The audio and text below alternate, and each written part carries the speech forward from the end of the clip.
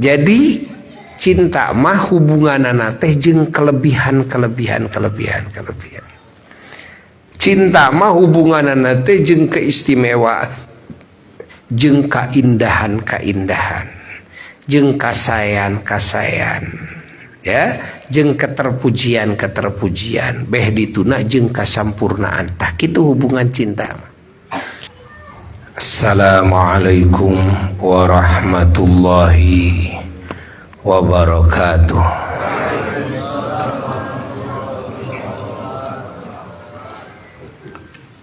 Bismillahirrahmanirrahim. Alhamdulillahi rabbil alamin. Wa afdhalus salati wa atammut taslimi ala sayyidil awwalina wal akhirin, imamil anbiya'i wal mursalin, sayyidina wa nabiyyina wa maulana Muhammad wa ala alihi wa sahbihi ajma'in. Amma ba'du, fa ya ibadallah, usikum wa nafsi bitaqwallah, faqad fazal muttaqun.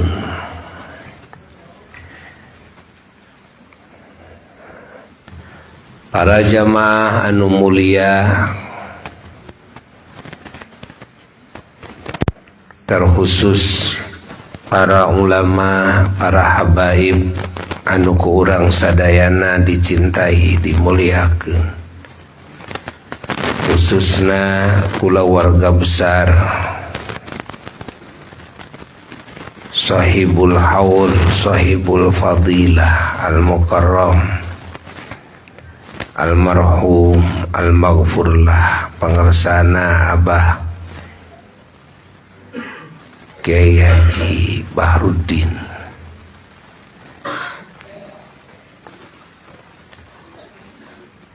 Rahimahullahu ta'ala rahmatan wasi'ah tambah.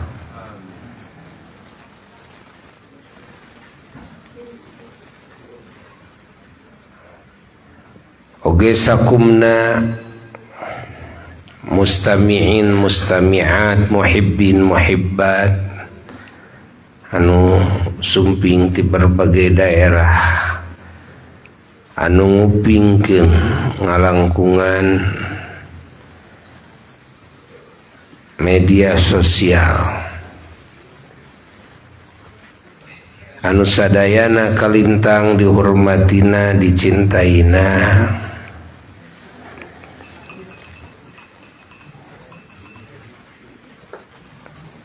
wabil khusus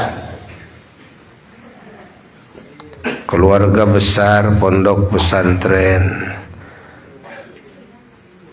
Riyadul Mubtadiin,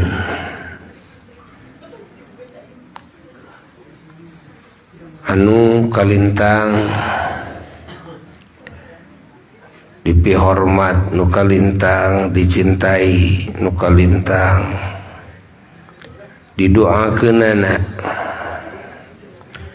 Muga-muga urang sadayana anu hadir dina ieu gempang anu mulia, oge anu ngiring ngupingkeun sok sanaos ngalangkungan streaming,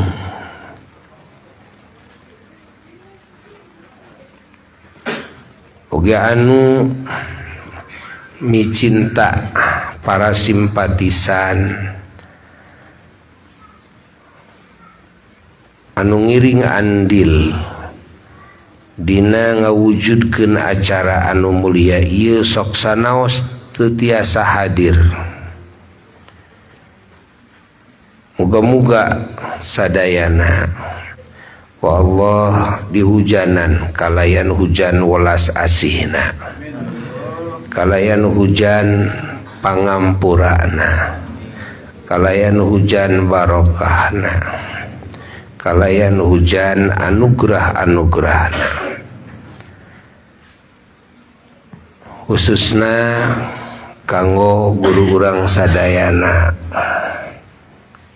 al-alim al-fadil sahibul haul, muga-muga mantenanana sing langkung ditambih-tambih ku Allah darajatna.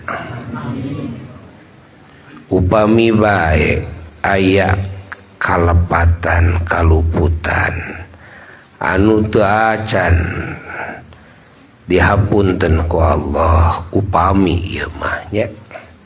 Muga-muga sing kenging pangapunten Allah sadayana. Upami bae aya amal soleh mantenanana nu teu acan ditampi ku Allah, muga-muga sing ditampi sadayana ku Allah. Upami bae aya doa mantenanana anu teu acan dikabul ku Allah, muga-muga sadayana sing dikabul ku Allah. Oke, muga-muga urang sadayana kenging limpahan barokah mantenanana, limpahan cahaya oge asror madad mantenanana. Oge muga-muga jaga yaumal kiamah urang sadayana kenging syafaat mantenanana. Pergi mantenanana mah adalah ulama. Hari ulama mah ku Allah yaumal kiamah dipaparinan kadudukan anu kalintang luhurna, kadua sabada para nabi, ya. Tingkatan anu kahiji mah para nabi, tingkatan kedua handapun para nabi adalah para ulama. Para ulama di atas para syuhada anu mati syahid. Para ulama adalah kelompok anu jaga yaumal kiamah dipaparinan wewenang ku Allah tiasa melaan batur, melaan nusanes. Sabada para nabi nu tiasa melaan nusanes teh adalah para ulama. Sabada para ulama adalah para syuhada anu mati syahid. Ya tilu golongan ku Allah dipaparinan wewenang jaga yaumal kiamah tiasa nyafaatan anu sejen. Maka urang sadayana anu menyadari nurumasa butuh ku pertulungan anu sejen. Urang umat teu meunang jauh tina tilu golongan anu neme. Hiji teu meunang jauh ti para nabi. Dua teu meunang jauh ti para ulama. Tilu teu meunang jauh ti para syuhada.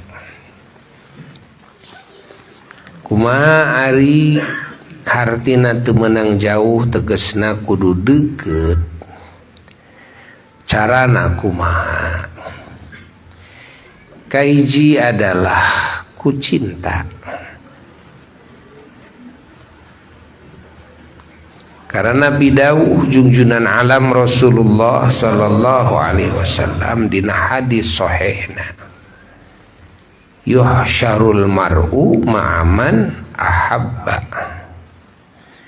Dikumpulkeunana jalma teh dawuh junjunan sarta sahabae anu dipika cinta ku manehanana. Ya. Urang lamun cinta ka para nabi, ka para ulama, ka para syuhada, urang teh dikumpulkeun ku Allah sareng marantenanana. Moga-moga urang sing dikumpulkeun sareng marantenanana. Amin. Matak ulah salah cinta bisingke diriungkeun jeung anu dipika cinta ku urang. Mun urang cintana kanu teu ariman ka Allah, cintana ka ahli maksiat ka Allah, cintana ka ahli poho ka Allah, maka urang mau tidak mau naudzubillah min dzalik hudang ti kubur teh urang teh jol ngariung jeung maranehanana. Ai kahayang mah leumpang teh gok teh jeung Rasul kahayang. Tapi naai ngariung teh ningali katuhu kenca hareup tukang har. Jeung jalma-jalma anu daroraka, jalma-jalma anu kafir, jalma-jalma anu paroho ka Allah. Bakal kitu kete. Naudzubillah min dzalik. Jadi nu mantak ngariungkeun teh adalah cinta jang. Kajeun teuing cenah amal soleh saeutik ari boga modal cinta mah tetep bakal diriungkeun jeung nu dipika cinta. Ye hebatna cinta teh kitu. Allah malah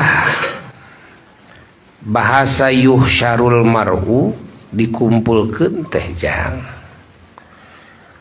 lain arek engke poe kiamah wungkul santri mah nyaho kumaha ari waktu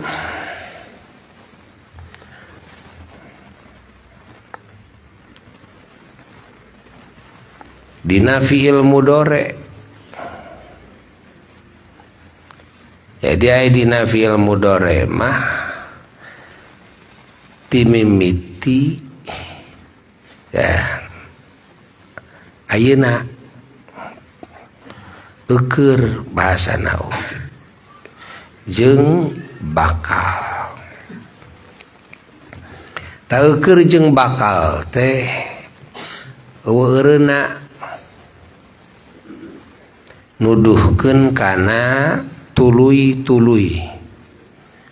Tuluy-tuluy we aya apan bakal, ai bakal teh ya ti ayeuna moal aya eureuna sadetik sabadana, detik sabadana, detik sabadana, detik sabadana eta teh kan bakal kabeh. Matak fi'il mudhari mah nuduhkeun kana dawam, nuduhkeun kana istimror ti iraha ti ayeuna. Jadi lamun hartina yuhsyarul mar'u ma'aman ahabba dikumpulkeunana jalma-jalma sarta sahabae anu mana manehanana cinta ka eta nu dipika cinta ti iraha teh dikumpulkeun teh ti mimiti cinta. Mun urang cinta ka ulama iraha cintana ayeuna nya ti ayeuna dikumpulkeun teh. Urang cinta ka Rasul sallallahu alaihi wasallam ti iraha dikumpulkeun nya ti ayeuna. Terus we satungtung cinta mah urang teh dikumpulkeun. Masya Allah.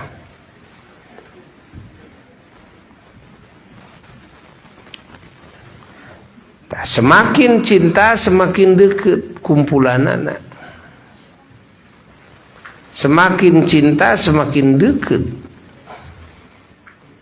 Semakin cinta semakin dekat.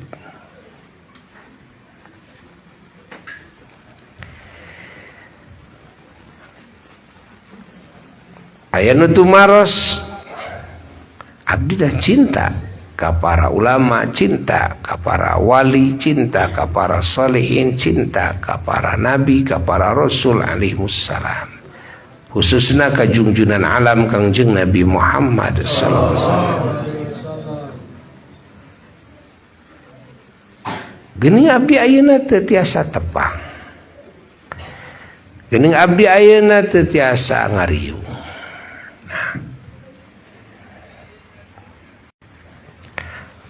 Maka diwaler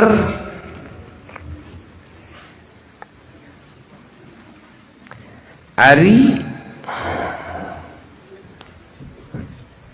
ngumpul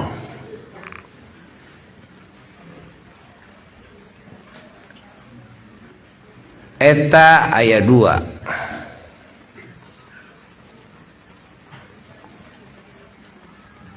Kahiji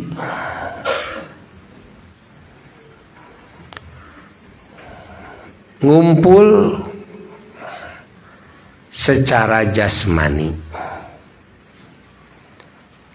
kedua ngumpul secara ruhani.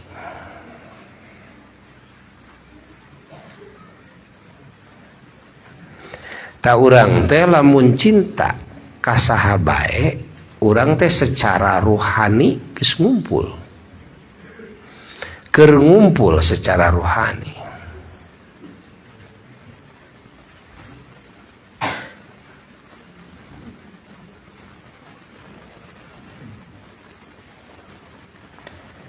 Anu cinta mah kabayang bae nu dipika cinta, inget wae kanu dipika cinta, sono wae kanu dipika cinta. Maka elingna ati, sonona ati kanu dipika cinta dina alam ati, eta teh keur ngumpul jeung nu dipika cinta.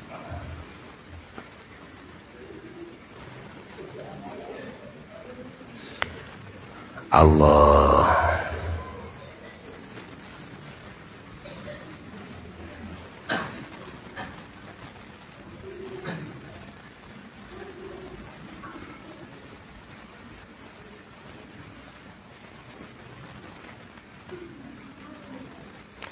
taya ngumpulna ati secara rohani. Suatu hari bakal ngumpulkeun secara jasmani.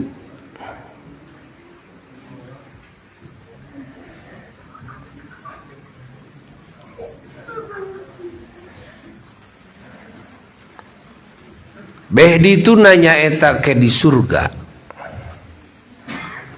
Sabab tempatna para kakasih Allah adalah surga, maka sararea ngumpul di surga.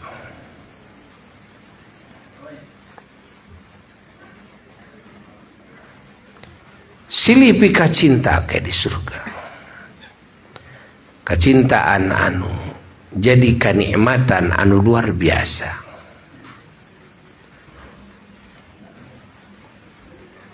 Jeung sakabeh anu iman ka Allah da urang ti dunya diwarah ku Allah ku Rasulullah sallallahu alaihi wasallam, urang teh kudu cinta ka sasama muslim.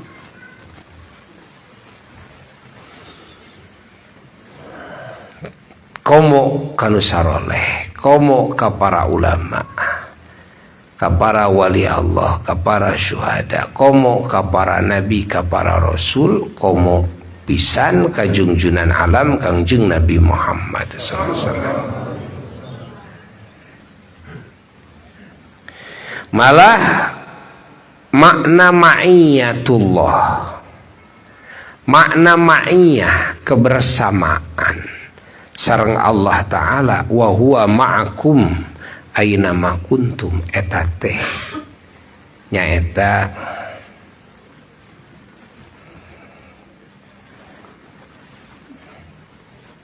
ku cinta yang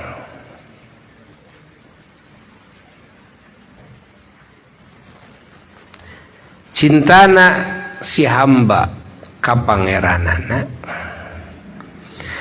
eta ngajadikeun eta hamba aya dina makom ma'iyah, makom kebersamaan sareng Allah jalla jalaluhu. Cintana sareng para kakasih Allah maka ngajadikeun eta si hamba hadir dina makom ma'iyah sareng para kakasih Allah.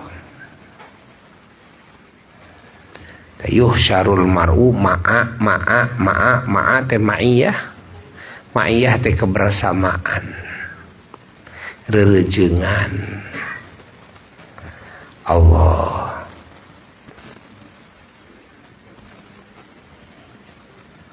Tayuh makom ma'iyah teh ya aya makom ma'iyah anu hissiyah, itu seperti urang ayeuna ieu. Aya makom ma'iyah anu ma'nawiyah, eta mah di alam gaib ayana.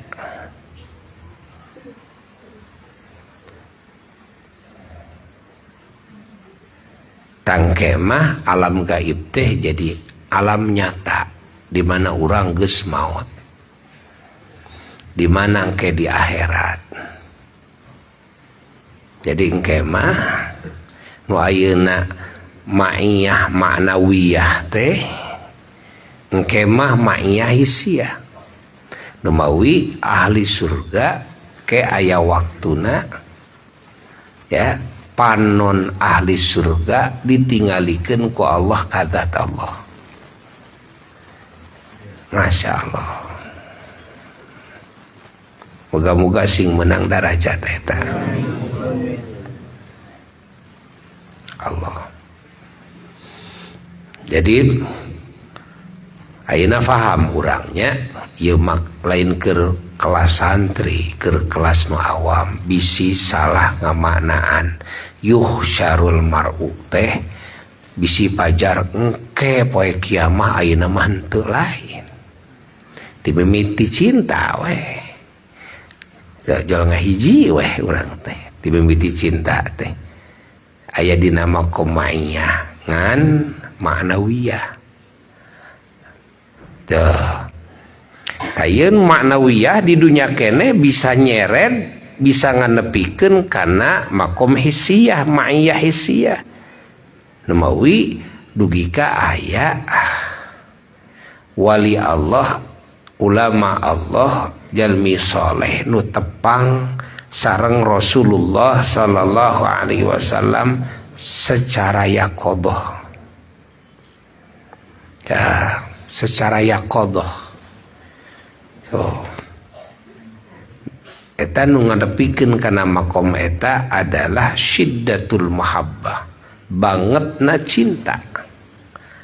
Nu tadina tina ma'iyah ma'nawiyah, saking banget cinta maka hijab-hijab terbuka ku nurul mahabbah, ku cahaya cinta ya. Hijab-hijab terbuka gokweh secara nyata.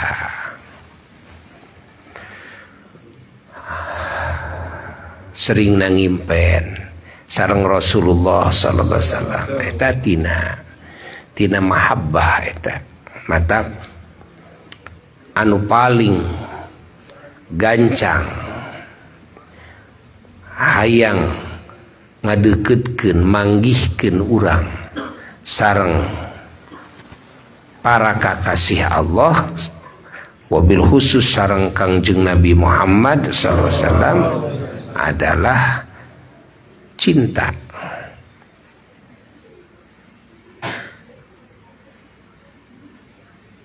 Maka cinta ieu nu kudu ditarikan ke urang. Cinta ieu nu kudu dibangun pangheulana ke urang. Nembawi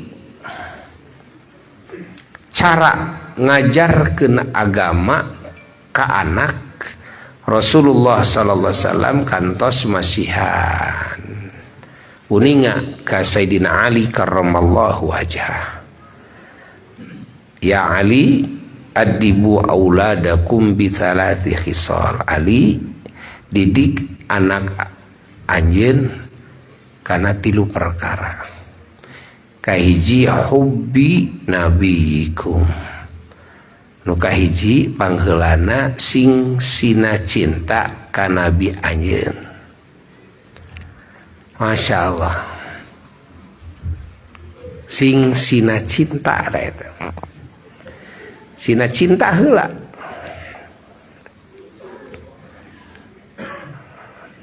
Insyaallah. Ari ngawangun cinta kumaha carana?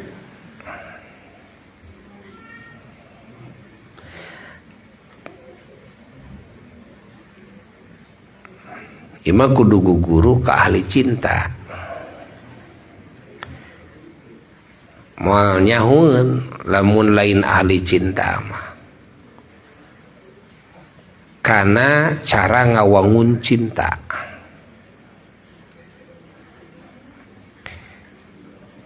Ari cinta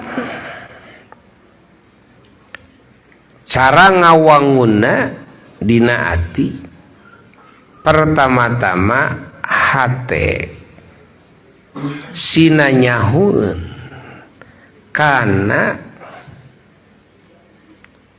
kaalusan beh dituna kaunggulan kaistimewaan beh dituna pisan kasampurnaan. Saha bae atawa naon bae anu dimaksud supaya ati ieu cinta kadinya.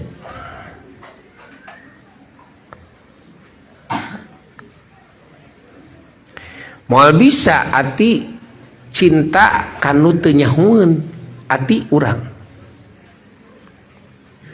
Musing dipaksa ge. Jang ujang kudu cinta kasih anu saha si anu teh teuing. Kumaha sipatanana teuing. Urang mana teuing dek bisa cinta? Mah bisa. Tapi begitu ngaharewos kasih ujang jang. Alah tadi mah eta aya awewe geulis jual hariput. Ya. Kakarak ngadenge geulis can nyaritakeun kaalusan nu sejena, can nyaritakeun kaunggulanana nu sejena, can nyaritakeun kesempurnaan kakarak naon bi teh geulis. Jelema cinta karena main bola ya. Karena manehanana ningali nyaho karena keunggulan eta jelema anu ngutak-ngatik bola. Jadi we resep. Jelema resep ka tukang sulap karena nyaho kana itu kan kelebihanana eta jalma bisa sulap. Jadi cinta mah hubunganana teh jeung kelebihan. Cinta mah hubunganana teh jeung keistimewaan, jeung kaindahan, jeung kasayan. ya, jeung keterpujian beh dituna jeung kasampurnaan. Tah kitu hubungan cinta.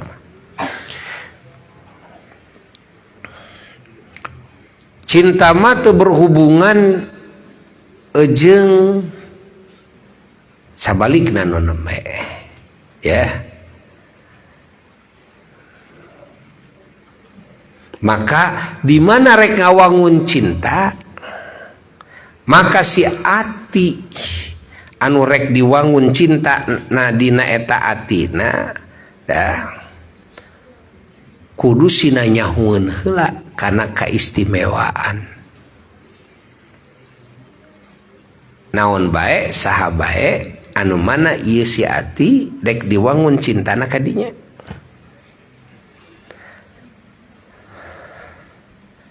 Hayang sina cinta ati teh ka Allah kudu dibejakeun heula tentang sahari Allah, kumaha sifat Allah. Tuh kan? Kudu didongeng-dongeng tuluy we, didongeng-dongeng tentang kasampurnaan Allah. Bijil we cinta, bijil we sono ka Allah gitu. Terus we inget wae ka Allah. Da geuning nu nyieun aing teh Allah, da geuning gitu kan, anu ngurus aing teh Allah, da geuning terus anu bageur ka aing teh Allah, nu ngatur sagala sesuatu aing teh Allah, nu merhatikeun sagala sesuatu aing teh Allah, nu nyukup sagala kabutuh bahkan jeung kahayang aing teh Allah. Gitu. Terus diingatkan gitu, diketuk hati teh, dan sinanyaho karena kasampurnaan Allah, sinanyaho karena kamahasucian Allah, sinanyaho karena kasayan Allah, karena welas asihna Allah, karena maha kawasan Allah. Nah, terus gitu, kakarak bisa tumbuh cinta. Pon kitu deui ka Rasulullah sallallahu alaihi wasallam. Mal bisa ujug-ujug cinta ka Rasul, mal bisa.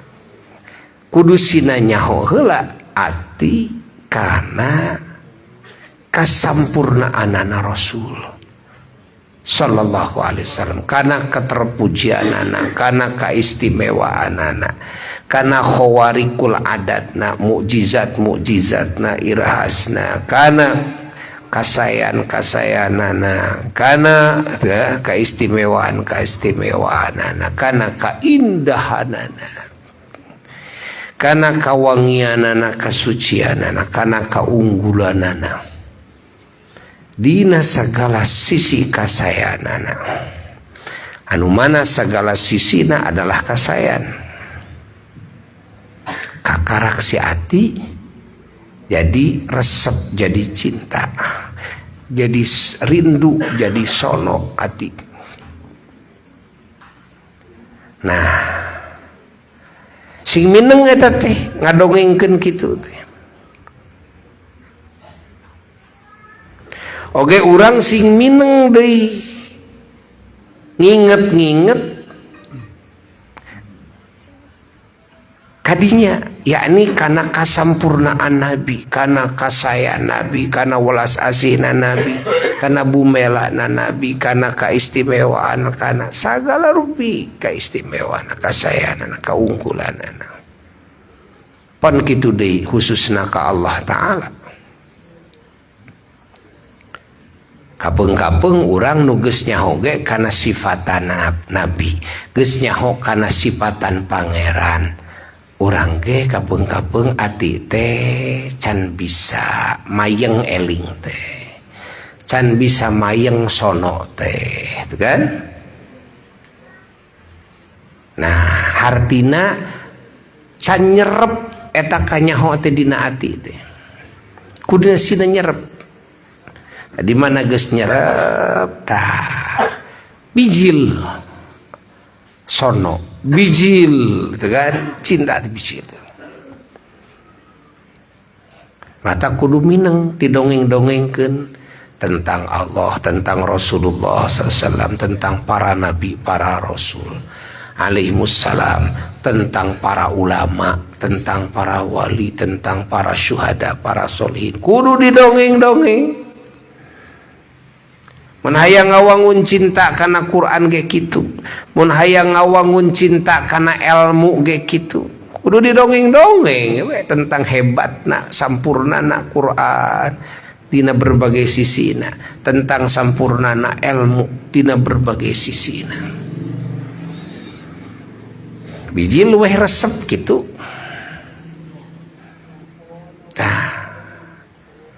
Di mana ati geus cinta kadituna ya ngageuleuyeung kadituna teh urusan taat bakal ngageuleuyeung teu kudu dikeprak-keprak ya, teu kudu dipaksa-paksa, dina berkorban di jalan Allah, di jalan Rasulna sallallahu alaihi wasallam, di jalan para ulama na ya, para syuhada, para solihin bakal ngageuleuyeung we moal aya maneg ya. Oge pengorbanan teh bakal karasa nikmat, di mana dasarna atina cinta. Malah pengorbanan teh hayang asa teu ka aku ku jelema nu dipika cinta ku urang mun eta jelema teu barang titah ka urang. Ieu nu dipika cinta ka urang nitahna teh ka si A ka si B, ai ka urang teu nitah asa teu ka aku. Ka si A ka si B nyuhunkeun tulung, ieu nu dipika cinta ku urang teh ai ka urang teu minta tulung, urang teh asa teu ka aku. Teu kan? Barang nu dipika cinta ku urang telepon ka urang teh kan, cik ieu rek muludan teh kan, cik ieu rek pangajian, cik ieu teh rek ngabangun madrasah tuh. Di mana ieu nu dipika cinta ku urang telepon ka urang, urang teh gura-giru atoh asa ka aku, mangga aku lan pergi naon teh kan. Urang najan boborot duit, najan urang ngerahkeun tanaga beurang jeung peuting, asa bunga teh capek nage mini bunga, capek dipake khidmah ka jelema anu ku urang dipika cinta. Tak kitu cinta mah. Tak kapanggih we ku urang, naon sababna urang kana salat sok talangke, naon sababna urang gitu kan dina berjuang di jalan Allah jadi koret ngadadak. Heueuh geus we lah, meusing dikalikeun dikurangan ditambahkeun ge sama dengan gitu kan, gitu we. Ari disebut teu cinta mah mustahil, ngaran jelema iman mah pasti aya cinta. Najan doraka oge nya ngan kadar cinta ieu rupa-rupa. Aya cinta anak teh sawat mendina ieu mah nya dina bohlam, aya cinta teh 2 watt 10 watt 100 watt gitu jika lampu kieu kan. Nah tapi sok sanajan sawat cintana keukeuh we, cinta mah bakal ngumpulkeun jeung nu dipika cinta ku manehanana. Matak deket jeung jauhna jeung nu dipika cinta kumaha kadar cintana ya, kumaha kadar cintana. Oge nikmat jeung teu nikmat dina kumaula kanu dipika cinta, dina berkorban demi nu dipika cinta nya kumaha kadar cintana. Mun cintana memenuhi seluruh ruang jiwa kan, sehingga teu aya satu sudut pun dina alam hati anu kosong tina cinta. Nah di mana geus kitu aya paribasa cinta buta teh nya.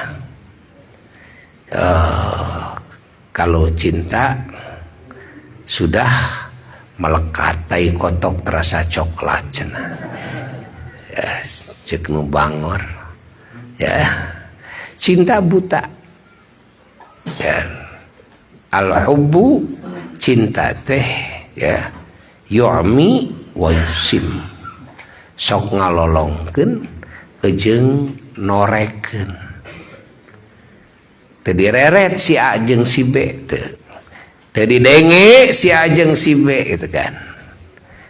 Di mana geus cinta ka saha bae kana naon bae lain ka jelema unggul kana naon we cinta mah kitu. Allah Masya Allah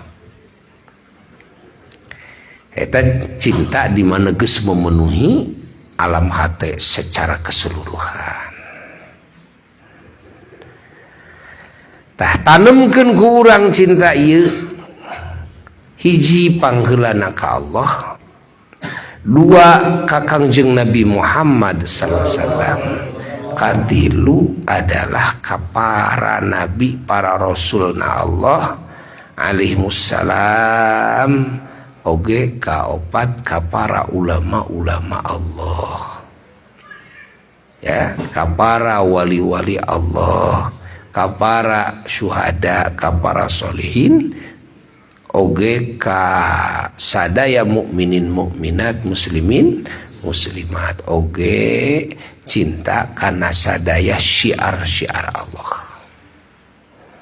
Carana ngawangun cinta nu tadi teh nyaeta sinanyaho ati kana unggulna, kana istimewana, kana naon bae anu dipika cinta, kana kasampurnaanana anu dipika cinta.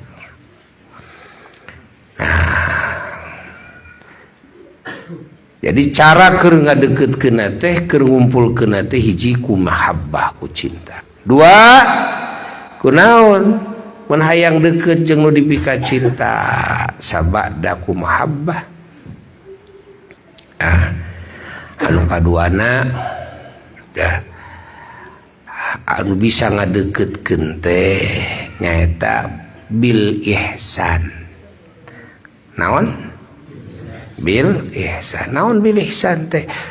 Ku bisa nyeun kahadean. Ku bisa nyeun kahadean urang ge geuningannya kapeung-kapeung da sono teh lain ka nu berpangkat atawa nu beunghar, kapeung-kapeung sono teh urang teh ka tukang umah wadah, bener henteu?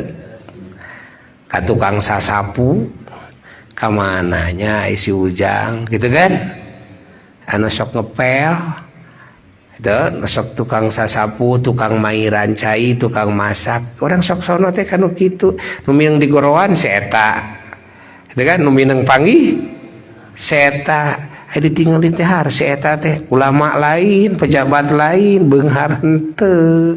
Nah kunaon si eta make jeung deukeut jeung ulama, kunaon cing? Kunaon? Bil ihsan, ku bisa nyeun kahadean.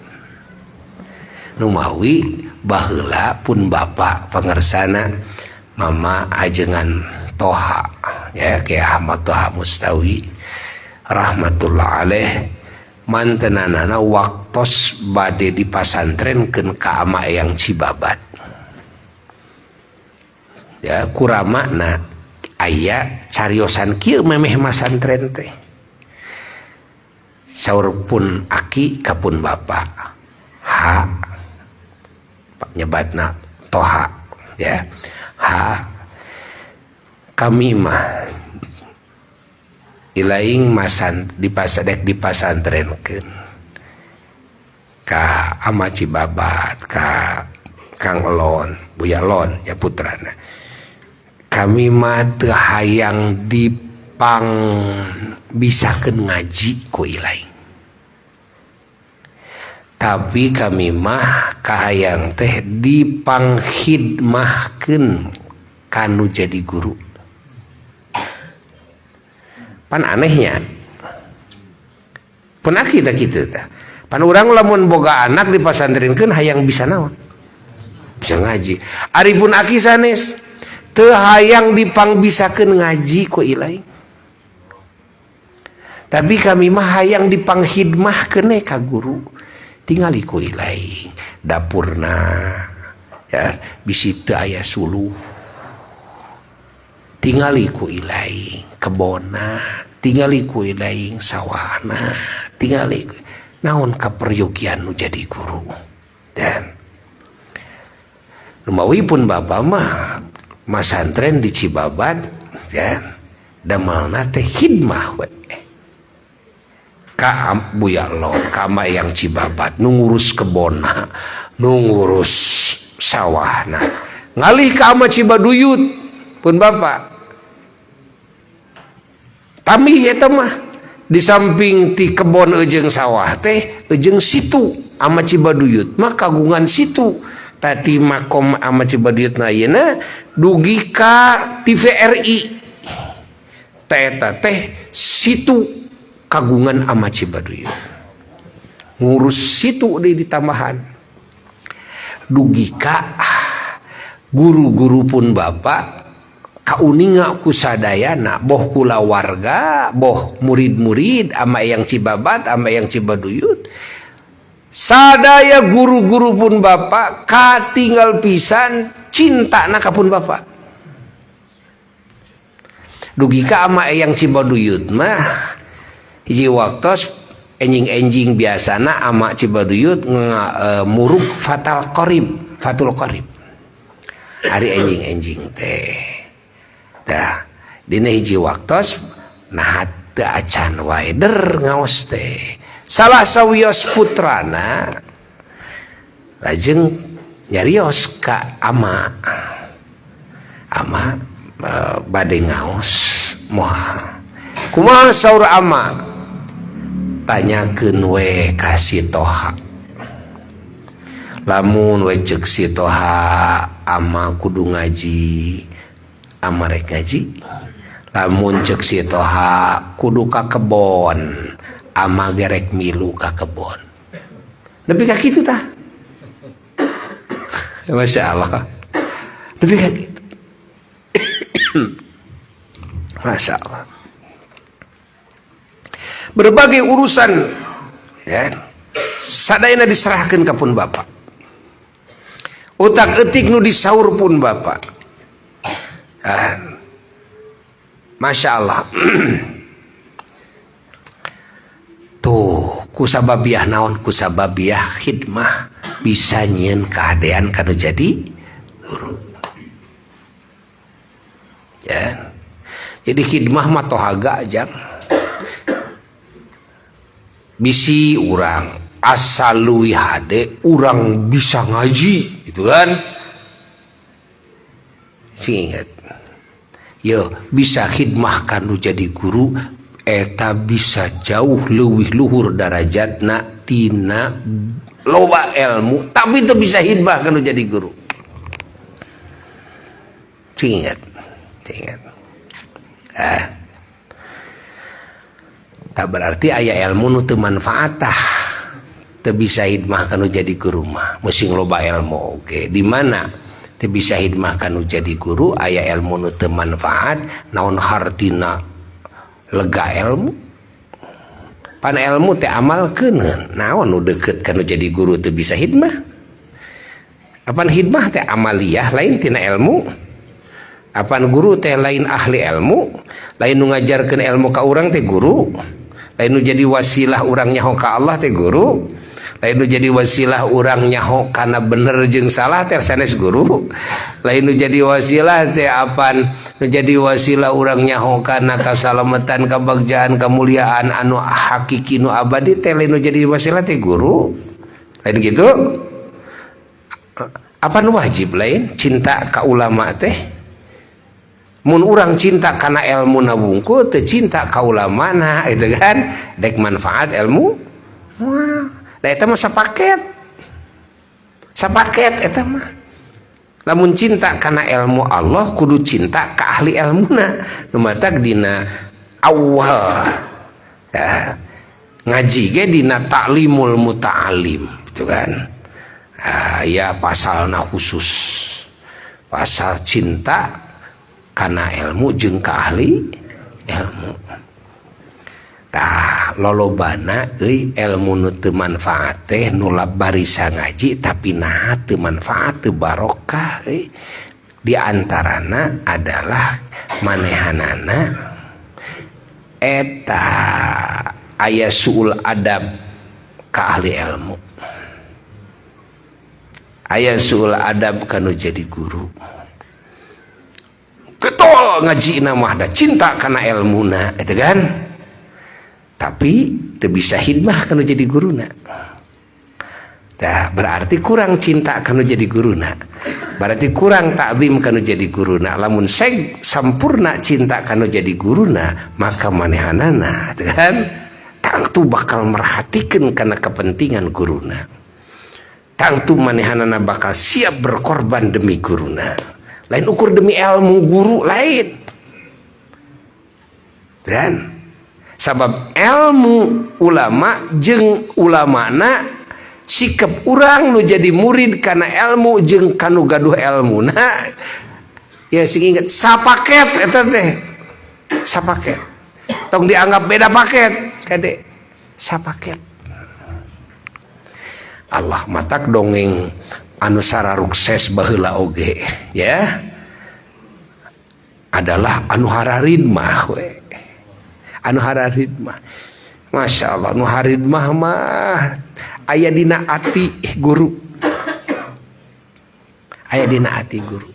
Pun bapak tumaros kapun aki karamana naon margina ya. Abdi kedah khidmah kanu jadi guru.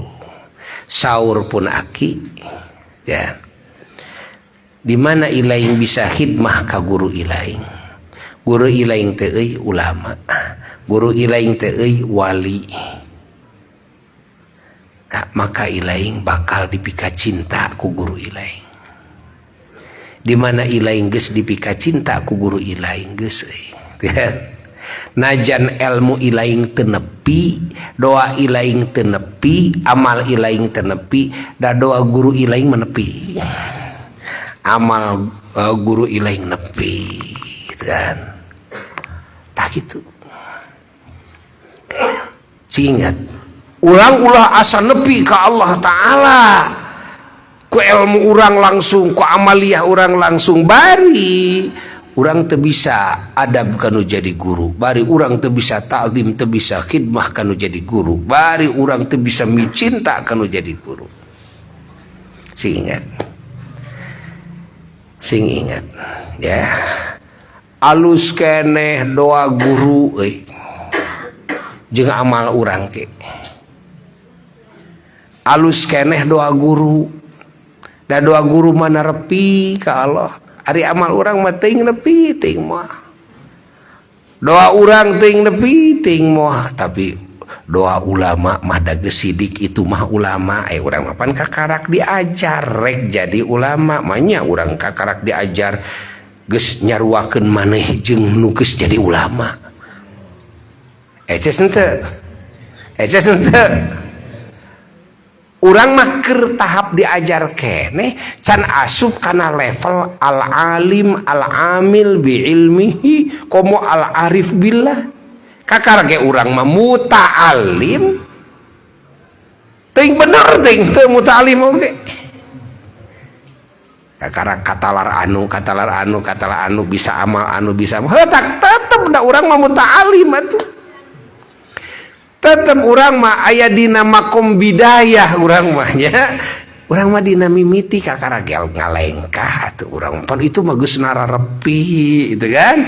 Matak alus keneh doa nu nepi daripada amal nu can nepi euy. Komo doana mah kitu lain. Tah kitu. Catet ku urang. Matak lamun urang aya dina ati guru anu geus nepi ka Allah Ta'ala, hartina urang geus dipika cinta kuno jadi guru, ku sababiah urang bisa ihsan bisa khidmah kanu jadi guru geus didinya titik kabagjaan mah didinya najan ilmu urang teu nepi najan urang teu jadi ulama geus urang bakal aya dina doa guru salalawasna guru teh ngadoa ka Allah teh ingeteun ka urang pan guru mah nepi dan ta eta nu bakal leuwih berharga tibatan sakabeh amal urang nu can karuhan kaharti henteu ieu tong hees ngomong jeung nu hees kumaha ya kaharti henteu tak kitu oh pantesan atuh kakara kaharti baheula ge buya teu harti dongeng eta titipun bapa teh geus dieceskeun ku pun bapa kakara teh heueuh geuningannya dipikir-pikir pan aing mah can nepi pan guru mah geus nepi pan itu mah ulama pan aing mah santri gitu kan mesti kan oge heudah santri gitu kan itu mah mesti lalalele lagi apa itu mah ulama geus nepi jak geus nepi kartos geus kitu geus ka hartos mah geus we sakitu muga-muga ieu kalimat sing manfaat sing barokahnya urang sing kengeng syafaatna sahibul haul sing kengeng cahayana asrorna madadna sahibul haul sing kakelek kasangkeh ku sahibul haul ila ruhi bakal sahabat Bahruddin bin Kawaitoto anallah yulu darajati wa madana bimadadi syudillahi lahul fatihah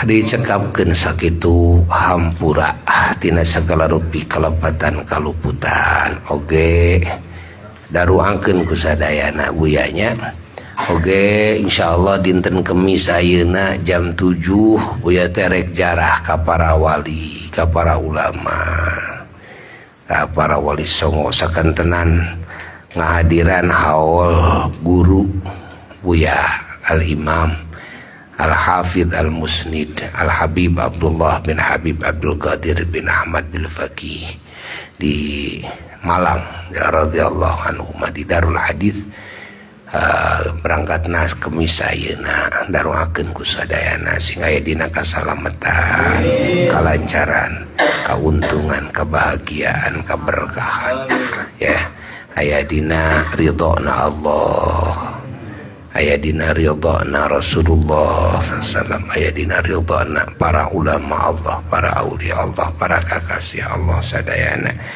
sakitu nu kapihatur wassalamualaikum warahmatullahi wabarakatuh hapunten ka sahibul bait buya moal linggih deui ya ka margi seueur deui anu kedah di beresan teh acan di beresan ayeuna wong ieu kedah diselesaikeun ya sakitu nu kapihatur